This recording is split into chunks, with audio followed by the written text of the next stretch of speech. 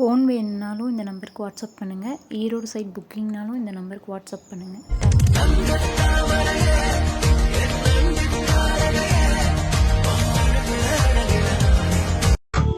பட்டு சேலையில நிலவை பக்கம் பார்க்கின்றேன், எட்டம் வண்ணத்தில் வானி விழுகின்ற பார்க்கின்றேன்.